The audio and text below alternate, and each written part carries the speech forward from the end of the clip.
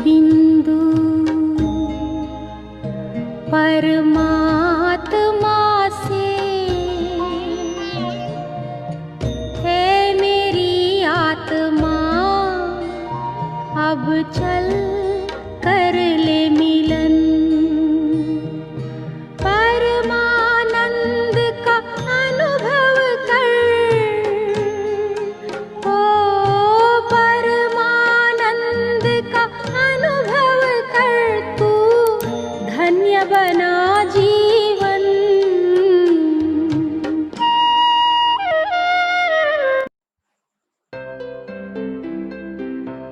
ओम शांति।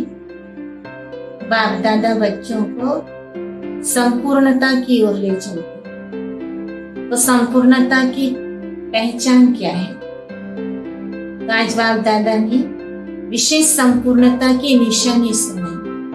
तो उन 4 बातों को समझे जो बाप दादा ने आज मुरली में सुनाई। सुनते हैं। संपूर्ण समर्पण की निशानी। मुरली की डेट है 3/10/69। किसको देखते हो? कौन किसको देख रहे? आज बाप दादा अपने परवानों को देख रहे हैं, क्योंकि कहां तक परवाने बने हैं वो देखने आए।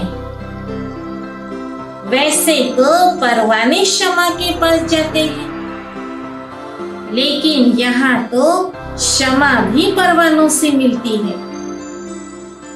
आपको मालूम है जो संपूर्ण परवाने होते हैं उनके लक्षण क्या है और परख क्या है? तो सबने अलग अलग सुनाया। आप सबने सुनाया वो यथार्थ है।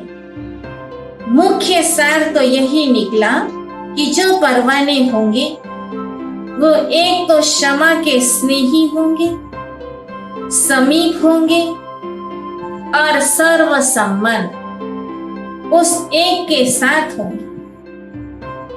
तो सर्व संबंध, स्नेही, समीप और साहस, जो संपूर्ण परवाने होते हैं उनमें ये चारों ही बातें देखने में आती है।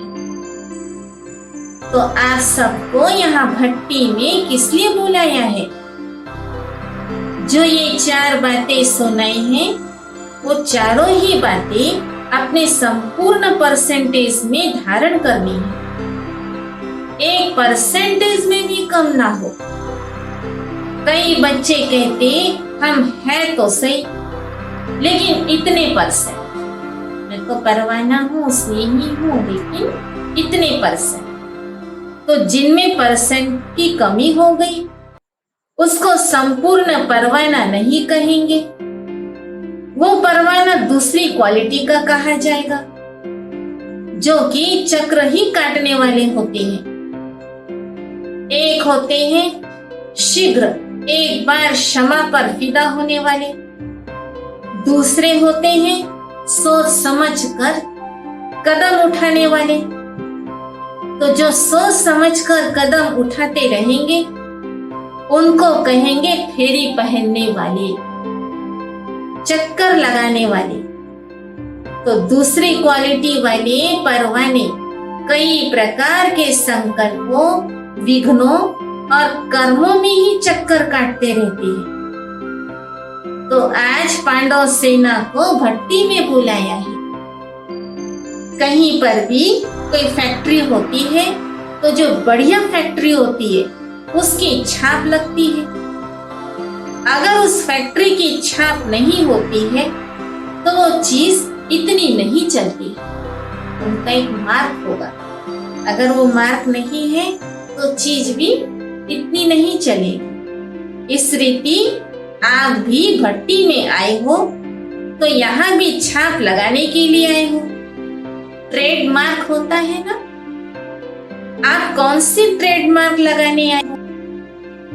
संपूर्ण सरेंडर या संपूर्ण समर्पण की छाप अगर नहीं लगा तो मालूम है क्या होगा? जैसे छाप न लगी चीज की वैल्यू कम हो जाती है, उसी रीति से आप आत्माओं की भी स्वर्ग में वैल्यू कम हो जाएगी। तो अपनी राजधानी में समी पाने के लिए ये छाप लगवाना ही पड़ेगा। तो ये ट्रेडमार्क जरूर चाहिए। माताओं को तो नष्टो मोह का मंत्र मिला है और पांडव सेना को संपूर्ण सेना, समर्पण सेना, ये गायन पांडवों का है। पांडव सेना को संपूर्ण सेना गाया हुआ है, जो गायन है कि गल कर खत्म हो गए, पहाड़ों पर गए और गल कर खत्म हो गए।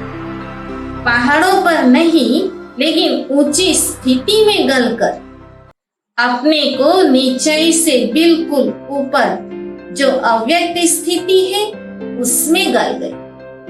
इतनी ऊंचाई में गए जो अव्यक्त स्थिति में देवभान से गल, अव्यक्त स्थिति है उसमें गल गए, अर्थात उस अव्यक्त स्थिति में संपूर्णता को प्राप्त हो गए। ये पांडवों का यादगार भी है। उस यादगार की याद दिलाने और प्रैक्टिकल में लाने के लिए भट्टी मिली है। संपूर्ण समर्पण किसको कहा जाता है?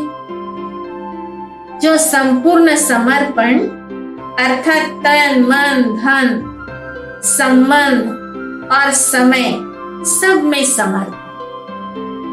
अगर मन को समर्पण कर दिया तो मन बिना श्रीमत के यूज नहीं कर सकते। अब बताओ, धन को भी श्रीमत से यूज करना तो सहज है, तन को भी यूज करना सहज है, लेकिन मन सिवाय श्रीमत के एक भी संकल्प उत्पन्न ही न करे। इस स्थिति को कहा जाता है समर्पण। इसीलिए मन मना भाव का मुख्य मंत्र है। अगर मन संपूर्ण समर्पण है तो तन, मन, धन, समय, संबंध शीघ्र उस तरफ लग जाते हैं। तो मुख्य बात ही है मन को समर्पण करना, अर्थात व्यर्थ संकल्प विकल्पों को समर्पण करना। वही परख है संपूर्ण परवाने। मन का समर्पण अर्थात मन में कोई व्यर्थ भी ना आवे, कोई विकल्प भी ना चले। ये है परख। संपूर्ण समर्पण वालों को मन में सिवाय बाप दादा के, उन्हीं के गुण, उनके संबंध के सिवाय कुछ सोचता नहीं। आप बताओ, ऐसा छाप लगाया है? जैसे आजकल के जमाने में आप लोग दफ्तरों में काम करते हो तो कभी कभी दफ्तर की जो चीजें होती है वो अपने काम में लगा देते हो। इस रीति जो आपने समर्पण कर दिया तो वो आपकी चीज नहीं रही, जिसको दिया उनकी हुई, तो उनकी चीज को आप अपने कार्य में यूज नहीं कर सकते हो। लेकिन संस्कार होने के कारण श्रीमत के साथ मन मत, बेअभिमान पने की मत, शूद्रपने की मत यूज कर लेते हैं। इसीलिए कर्मातीत अवस्था या अव्यक्त स्थिति सदा एक रस नहीं रहती है, क्योंकि मन भिन्न भिन्न रस में है, तो स्थिति भी भिन्न भिन्न है। एक ही रस में रहे तो एक ही स्थिति रहे। बाप दादा बच्चों को हल्का बनाते हैं और बच्चे जानबूझकर बोझ ले लेते हैं, क्योंकि 63 जन्मों से विकर्मों का बोझ, लोक मर्यादाओं का बोझ उठाने के आदी बन गए। इसीलिए बोझ उतार कर फिर रख लेते हैं। जिनकी आदत होती है वो आदत से मजबूर हो जाते हैं ना। इसीलिए अपनी आदत होने के कारण अपनी जिम्मेवारी फिर अपने पर ही रख देते। जिम्मेवारी का भी बोझ हो जाता, जिम्मेवारी अपने ऊपर रख लेते। जब पांडव सेना तैयार हो जाएगी तो कौरव और यादव मैदान में आ जाएंगे। फिर क्या होगा? आपका राज्य आपको प्राप्त हो जाएगा। जब तक ये वायदा नहीं किया कि जो सोचेंगे, बोलेंगे, जो सुनेंगे, जो करेंगे, सो श्रीमत के बिना कुछ नहीं करेंगे, तब तक इस भट्टी में कुछ भी बदल नहीं सकते। पहले वायदा करना है, बाबा जो सोचेंगे, बोलेंगे, सुनेंगे, करेंगे, तो श्रीमत अनुसार करेंगे। ऐसा उमंग उत्साह लेकर आए हो ना, कुछ बनकर ही निकलेंगे, बदल कर ही निकलेंगे। ये सोच कर आए हो ना, घबराहट तो नहीं होती है। जितना गहराई में जाएंगे उतना घबराहट गायब हो जाएगी। जब तक किसी बात की गहराई में नहीं जाते हैं तो घबराहट आती है। जैसे सागर के ऊपर ऊपर की लहरों में घबराहट होती है, लेकिन सागर के तले में गहराई में क्या होता है? बिल्कुल शांत, और शांति के साथ प्राप्ति भी होती है। इसीलिए जब भी कोई घबराहट की बात आए तो गहराई में जाए, तो घबराहट गायब हो जाएगी। अब लक्ष्य और लक्षण कौन से धारण करने हैं? इसमें जो नंबर 1 होंगे उनको क्या कहेंगे? ऐसा लक्ष्य, ऐसा लक्षण। इसमें जो नंबर 1 बनेंगे उनको क्या करेंगे? भविष्य में तो राजधानी लेंगे ही, लेकिन यहाँ भी सौगात मिलेगी। इसीलिए हर एक यही प्रयत्न करे, हमें तो नंबर 1 जाना है। 2 नंबर वाले को नहीं मिलेगा। जो विन करेंगे वो 1 नंबर पाएंगे। विन करने की कोशिश करो, हर बात को जीतना है। विन करने की कोशिश करो तो बन जाएगी। अच्छा, आपको बिंदी लगानी है या बिंदी रूप हो ही? टीके कितने प्रकार के होते हैं? आज आपको डबल टीका लगाते हैं, संगम पर निरोगी बनने का और भविष्य में राज्य भाग्य का। बिंदी रूप की स्मृति रखने के लिए बिंदी लगाते हैं, तो बिंदी लगाते लगाते बिंदी बन जाएगी। कोई भी व्यर्थ संकल्प आए तो उसको बिंदी लगा दो तो बिंदी बन जाओ। कभी भी व्यर्थ संकल्प चले, अपनी बिंदी याद रखना।